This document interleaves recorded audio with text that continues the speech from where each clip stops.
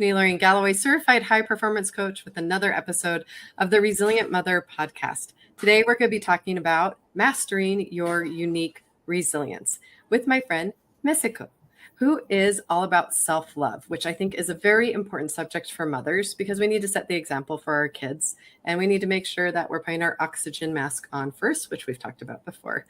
Thank you for being here. Please tell us more about you. Hi, thank you for having me. So my name is Masako. I'm a fellow certified high performance coach, and I specialize in helping women cultivate unconditional and unshakable self-love so that she can finally set herself free to express all of who she is and finally be at peace with herself and then go step into her full power to go live her dreams. Oh, I love that so much. I'm curious with that. How do you define resilience? Resilience. That's such a great question.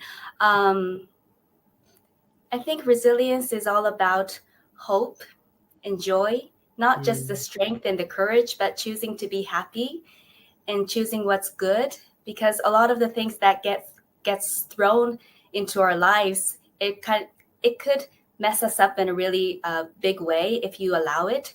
So just holding on to that hope that there's a brighter future ahead and you can get there. I associate resilience with that kind of brightness. What experiences in your life have built your resilience and helped you master yourself? Mm-hmm. Well, I had a baby about seven years ago. So my little girl is all grown up, off to school this morning. But I had the baby by myself. My man, I was engaged to this man. It's like a lifetime ago. I just lost my mind. And he was emotionally abusive towards the end. So I broke off the engagement and I went to the hospital. I had the baby by myself. And ever since, I've been raising her on my own. And that was this whole journey of learning to love myself, not expect somebody else to fill that space that I need to fill by myself. And my daughter taught me a lot along the way, how to love and how to be resilient. And even if I didn't feel like or felt like I couldn't go on, I had to in order to raise my daughter in a healthy environment. So that necessity was a big piece. You and I are mirrors of each other in some ways. My son and I's story is almost the same as yours. What I love, though, is you've taken self-love and made it a way of helping others. That's where my journey started. And I've kind of gone the resilience route, but yours is all around that self-love. And I agree. When in that situation in particular, you really have to learn how to love yourself, despite the fact that, you were in this relationship and it didn't work out, but you have this beautiful child. And we have to go on for them. And I've really learned love in a different way with that commitment to this child. I'm the only one showing up for them. And that really changed my perspective on parenting as well, because it was one thing when I had my girls and I was married and divorced. Now it was just me for this child and still being mom to my other kids. And something in me had to change. Something in me had to step up, become stronger. But it's really love that's the center of all of it, and really the power that I found, because when I come from a place of love, when I tap into love, then things flow and happen the way that they're meant to. If I try to control something, force something, put expectations on something, it just doesn't quite work the same. Do you find that in the work that you do? I agree. And especially I learned over the years, I learned a lot in that relationship with my daughter's father, but I also learned in a different relationship years later where I really had to learn the term narcissism, because I've been having patterns for years and years. And sometimes when you learn a little and then you encounter a different situation and then you really learn what you need to learn to become the woman you were born to be and you're destined to be. So I went on that journey, and that really defined a lot of things for me. And I understood a lot of nuances when it comes to loving yourself, including, okay, where's the self-forgiveness and where's the compassion? Where's the acceptance? And the part where you mentioned control, I think there's a lot of surrender that needs to happen because life doesn't go as planned. And if we keep holding on to that old blueprint of what what success should look like, what strength should look like as a Mm. mother, what happiness should look like, all of the should that we keep putting on ourselves that really makes us small and not good enough. So I learned how to break free from all of that and embrace things as they are. I love that because we're talking about mastering your unique resilience. You and Mhm. I may have somewhat similar stories, but we're unique individuals. And this podcast has brought on a slew of different versions of motherhood. And I welcome it because that is the key to really embracing your motherhood and making it what you want to be, is understanding that it's not going to look like anyone else's. And it doesn't have to. It's what works for you and your child and what brings love to both of you in the relationship and in your situation. And I'm just, this is so interesting to me that you had a narcissist pattern too. When I discovered that myself, I'm like, why do I keep attracting all these narcissists? What am I doing that is Me attracting too. them? I attracted them from different countries. It's like, what is the vibe that I'm putting out? One came from Europe, one came from New Zealand, one from Algeria. It was everywhere. So I had to go inside and figure out what's going on and what are the thoughts, what are the patterns that, and what are the boundaries that I needed in order to block those toxic energy out and not affect me or my kid. Yeah, I think boundaries is the key there because I've definitely set a lot firmer boundaries than I used to. But in my own pattern, I had to recognize that I had grown up with two narcissists as parents. So it was kind of my normal. And it was Yeah, yeah. comfortable was the other problem. So that's why I would fall into it because it felt familiar to me.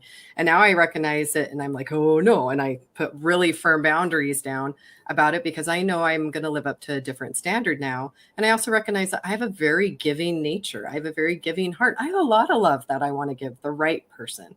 But I started to realize it doesn't matter how much you pour love into another person if they're not willing to receive it, if they're not Mhm. willing to, if they're not able to reciprocate it back.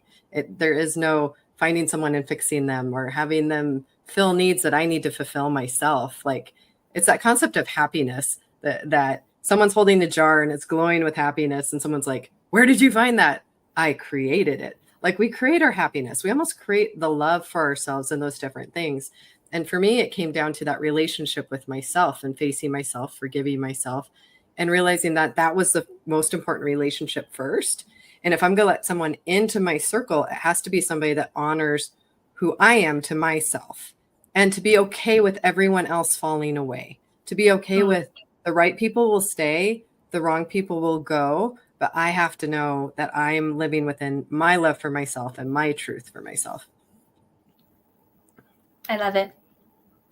So, what were some of your ahas along the way? Hmm. Well, I grew up in a similar household, perhaps as yours. One parent was narcissistic, and the other one has a codependent tendency. So I saw the Mm, whole dynamic from childhood, and I actually, after I broke away from the last narcissist of my life, I really had to go into the childhood trauma work because it mm, was ingrained as a little girl. And I had to understand, okay, what is my normal? What do I keep putting up with? So I needed to dig in there and change dramatically. So I ended up having to do a no contact family cutoff with my family of origin. That's how bad it was. But that's when the healing really started to happen because the toxicity was always there. The abuse was always there in my body and in the way I thought about myself and therefore the actions I took. So I really needed to get to the origin of the problem to stop the pattern. And I think when it comes to generational cycles of these toxic negative patterns, we don't want to pass that on to our kids. So it's not just that it's not just about walking away from those situations. I think you break the pattern when you become happy and you make that commitment to be happy. And it's not only just give yourself permission to prioritize yourself once in a while or give yourself permission to be happier.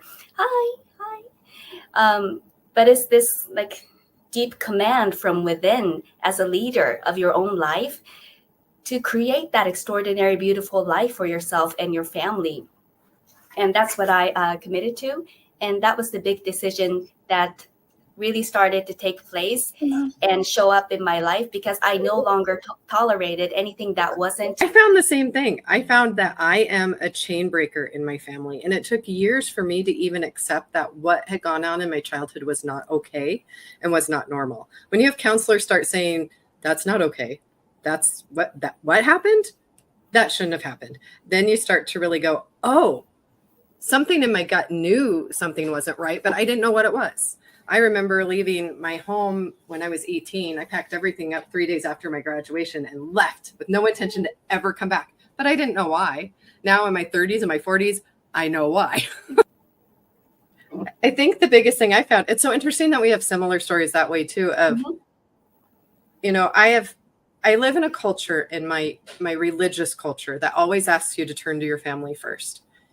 And particularly the last 5 years, that's really backfired, because they're trying to tell me, forgive, work it out, forgive, work it out. Well, I get thrown under the bus every time by my family.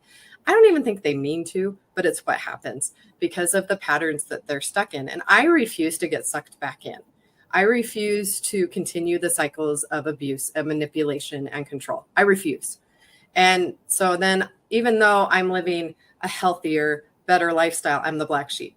Even though I'm still active in my faith, I'm the black sheep. Even though I'm independent, working for complete financial, emotional independence and self-reliance in all areas of my life, I'm the black sheep. But I have to break those patterns for my kids. And I don't have any regrets showing up for them as the parent I wish I had had in a lot of situations. I have no regrets that the things I've gone through taught me how to break that pattern for them. But I will say it does come down to, at some point, having to cut people off. They just cannot accept you as anything different than what they want to deal with, because they would have to change. And if they're not willing to change and do the work, and you're willing to change and do the inner work, there's just nothing you can do about it. It's their agency. They're going to do what's comfortable with them. And you can put strict boundaries to a point around some if they really want to have a relationship with you. But when they haven't honored it again and again and again and again, why are you still drinking their poison? Is how I look at it. Why would you keep drinking it? And when you keep drinking that poison for years and decades, it really not only wrecks your emotional health, but your physical health. The body starts to show symptoms. I had some symptoms of inflammation after walking out from the very toxic situation, which became to a point that it was unbearable to have a relationship anymore. So somehow the body just knew. And one night I just had to walk away. And then you learn the truth of what's been poisoning you all this time. And I think that's a really powerful moment. And then as a parent, there's this whole new level of commitment to parent your child differently and bring a healthy, loving environment. And you have to build this unbelievable resilience in order to show up as the peaceful, loving mom, even if there's chaotic things going on outside, and not let the child be sucked into that as well. Because if you're sucked into it, then your child is sucked into it. And if you're not okay, the child's not okay. I remember a time when my daughter was crying and she said to me, "Mommy, when you're not okay, I'm not okay." And then she had breathing problems. So I was in the middle of going through my own stuff and my own healing, but the reality was that I needed to heal fast because my daughter can't breathe when I'm not healing. So I know a lot of people out there say healing is a journey and it takes time, but sometimes you can't afford that time. Your daughter needs oxygen. So you need to put on a smile and you need to mean it. So I had to figure out a way to heal faster. So I was experimenting with all kinds of things. But now I realize that healing is everywhere. It's in the sleep you had last night. It's in the salad. Every time you bless your body, you bless every part of yourself. And it's in the friendships that you have. I do believe that healing is everywhere, all around, all the time. So even if people think that, oh, I've been through so much, I don't know even where to start on my healing journey, or I don't know how to change my life, or this wasn't how it was supposed to be, and I feel so stuck and lonely and sad, there is always a way out. And resilience is always available because you're built with it. I love that you just said that. That's always available, because I think people think it's something you have or you don't have. And I found, especially as a certified high performance coach, it really isn't the case. A lot of it is education and awareness, because there are people out there doing extraordinary things that are facing the same challenges that you are. They're just approaching it differently with their mindset or their heart placement or being grounded, or just breathing is very underestimated.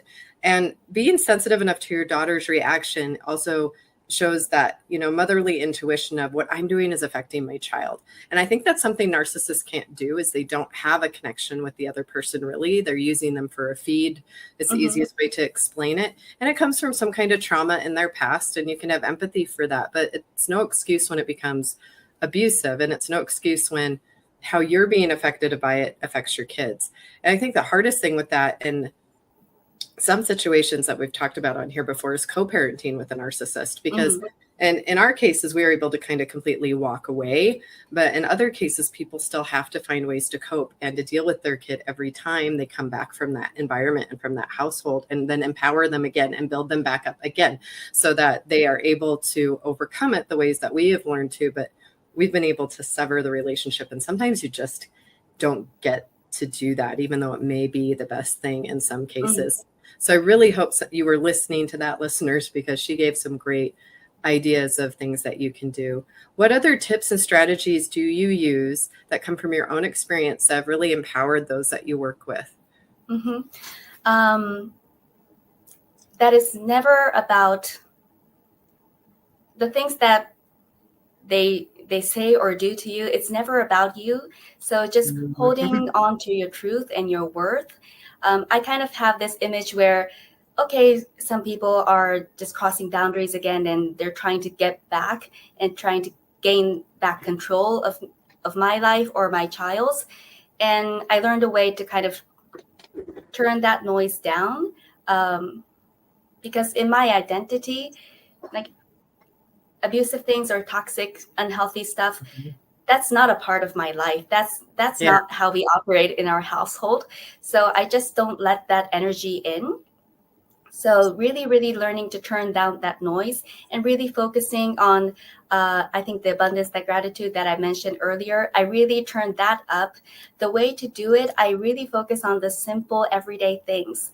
For instance, my daughter and I, we were living in California for the summer, but every time there is fresh laundry, like dry laundry. Before that, we had to go to a laundromat to dry our clothes, and now we had fresh laundry every afternoon, or just really, really simple things like that, or a meal that you prepare together, or like a flower or a change of a season. I really zoom in on that simple beauty that is accessible every single day, anywhere, as long as you choose to notice that.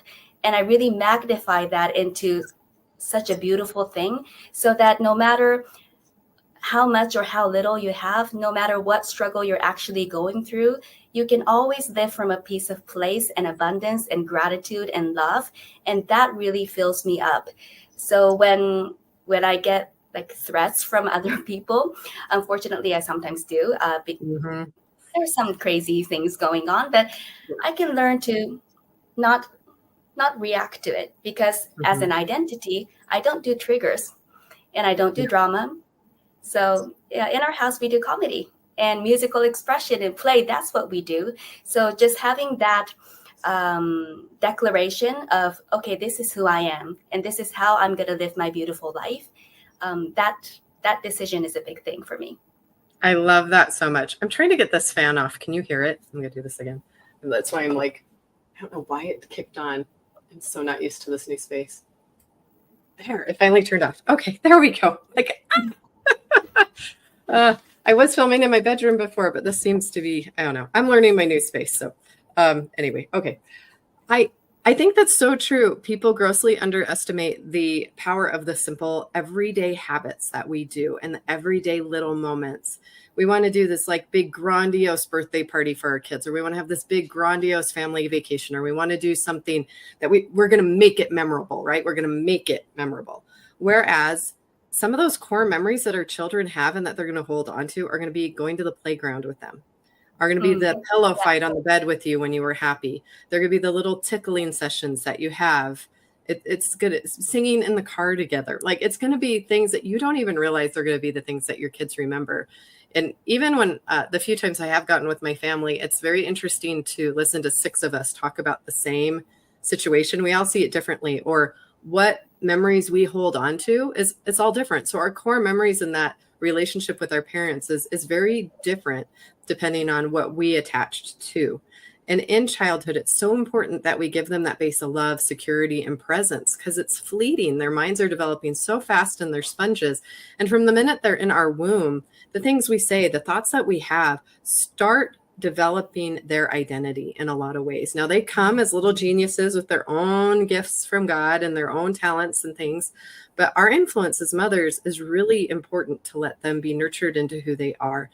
And if we have a family pattern that needs to be broken that acknowledges that, I think the best thing is to come from the place that you're saying, from love, in little simple things. Just what's a little simple practice you're going to do at bedtime? What are some affirmations you're going to do at bedtime? Are you going to high five the mirror every day? Or when you see a mirror, do you have them say something positive? Like what little thing can you do that will over time build a pathway in their brain to that positivity that you want your family to stand for that laughter that you've decided is a core of your family, or that creativity?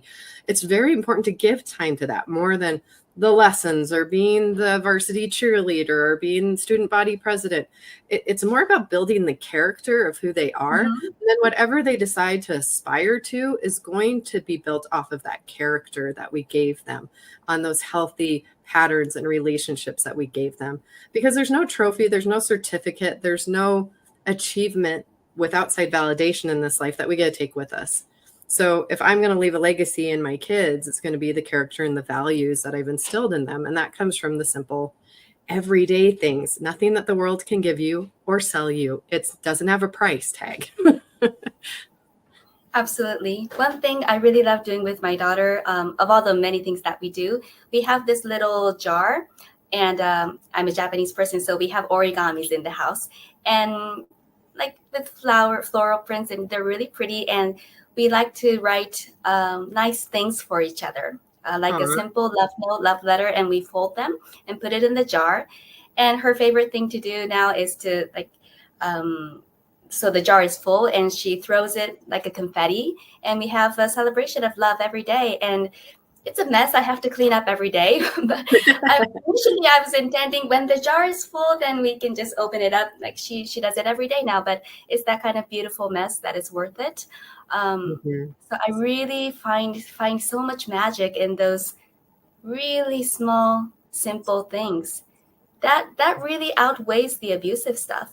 Like if Oh, you yeah. can bring yourself to find magic in those simple moments, all that fast stuff, they don't have power over you because you've Mhm. got the love, the right Exactly. kind of love. Yeah. And if it's something they can't give to you, they're going to be confused. I remember one of the first times I had a conversation with my dad on the phone, and he was using a tactic he had usually used to break me down and to Hmm. get me to give him the answer that he wanted from me. And he repeated himself 10 times, the same thing. And he finally stopped after 10 times and realized he wasn't going to get the reaction out of me anymore. And I felt like, I've found myself. I've gotten my power back because I am no longer reacting to this. I am no longer a part of this dialogue or this game. And now this relationship is on my terms, which are going to be healthy terms that are going to be a good example to my kids.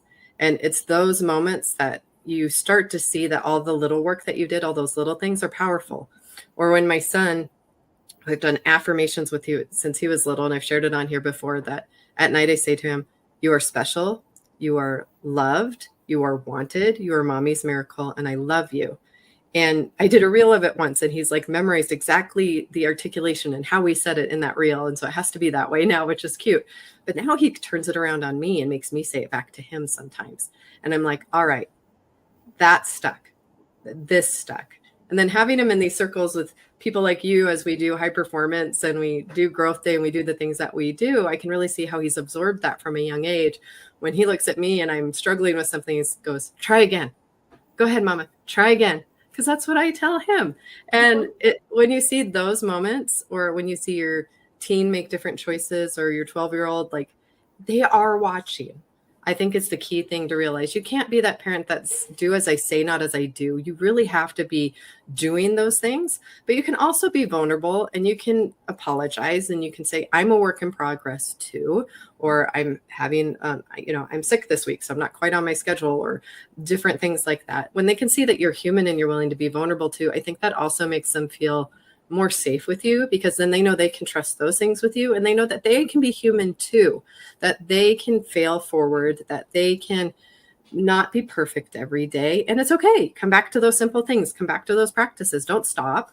Just keep doing what you know works, and get back up and dust it off. And some people see resilience as that too, but I love your perspective of the joy and the happiness being the real arrival into resilience, because when you own that as your center and your core in your family, in your home, in those simple practices, nothing gets to you. Not only do you have boundaries, but the things bounce off of you. They don't even penetrate the shield of love and joy that you've created around yourself. And I think in the world today, we all could use more of that. We want to know we can put that around our kids. We can put that around ourselves. We can put that around our homes. And then we can be a light, and then we can be lights to the world and show everyone else, hey, this is the way. This is the way to go. This is the way to create love in the world, and to share it and to spread it. I love it. And we're all human, and like, even for me, it sometimes penetrates, and sometimes I lash out or react in a way that I don't want to, that doesn't really come from the best of who I am.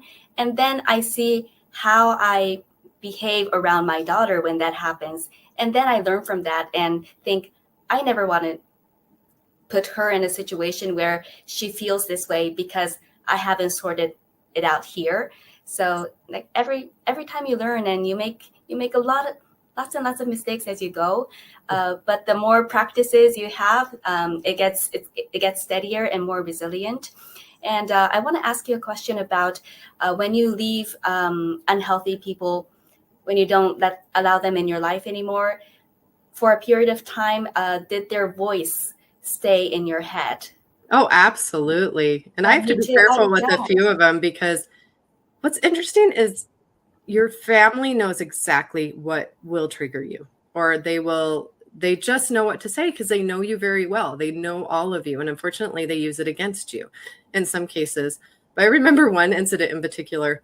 My family tends to be pear-shaped. I'll put it that way. I work out and I stay in shape, but we tend to be pear-shaped. We got a little more junk in the trunk kind of thing. And I was actually married at the time, and my sister, I just had a baby. I wasn't quite in the best shape that I was ever in, but weight has always been this like thing with my mom. Like, it led to eating disorders. It led to body dysmorphia. It was this thing, be thin, be attractive, be attractive.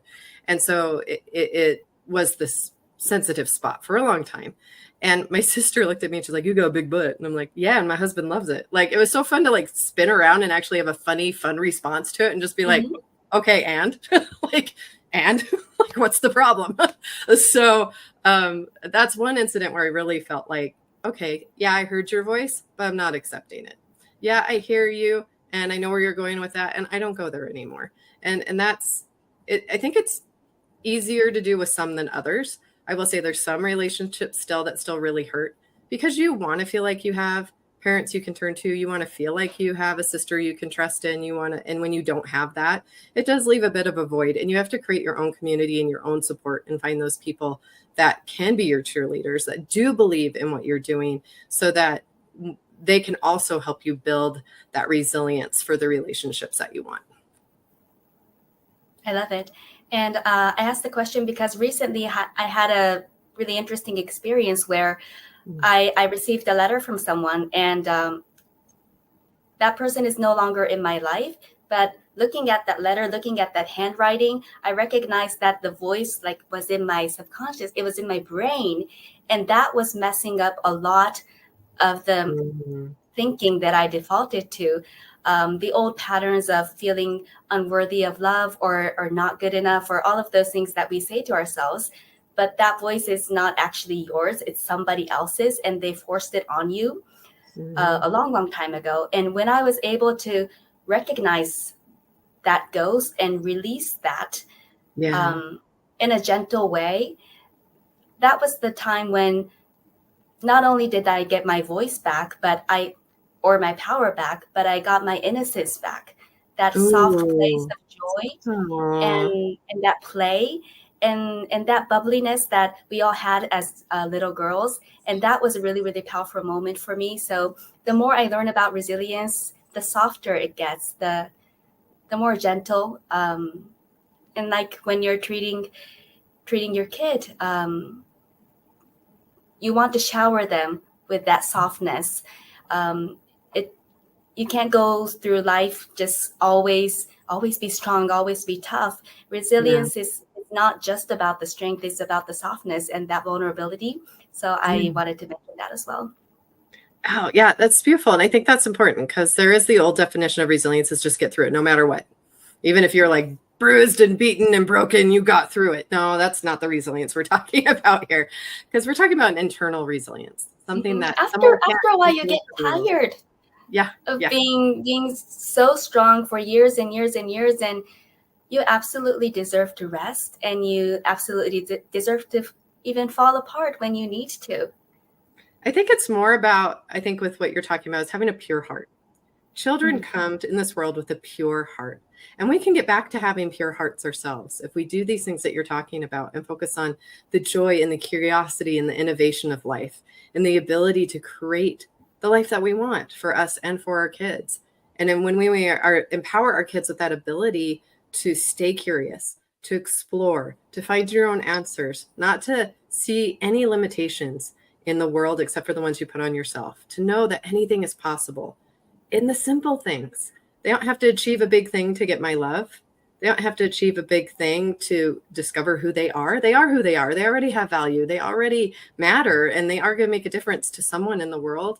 And even if it's just one person, that person can affect another person and another and have that ripple effect. And so the work that we do as moms is so important because we're raising the next generation. And hopefully we're raising the vibration with what we're doing. And that definitely comes to self-love, and it comes from the heart.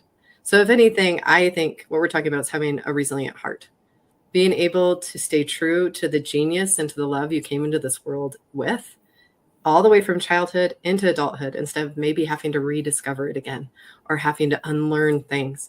If we can do this right, our children can be empowered through their whole life, not just at some point when they discover it themselves. We can give them those tools now. They don't have to wait, and we don't have to wait. Absolutely. Well, if anyone has enjoyed this conversation as much as I have and would like to work with you, where can they find you? Usually, I post a lot about self-love on social media, Facebook and Instagram. And I also have a free workshop coming up, the last one this year, at the end of November or early December. It will be decided shortly. And I'm also finishing a book. So if you're a reader, I would love for you to experience self-love in a much deeper way through the book as well. Well, I look forward to the book. I definitely want to read it. Make sure you hit me up with that. And we'll surely have some links. We will have some links here down below so you can work with Masako if you'd like to work with me. We're both high performance coaches. So it is a proven system with a 97% success rate, but we both take different approaches on it. I take more of a resilience approach, and she takes a self-love approach. So whatever it is you're looking for, you can find it out there in a coach or a mentor. And if you need that extra help, they can just bridge that gap and get you there faster. And we'd be happy to do that for you.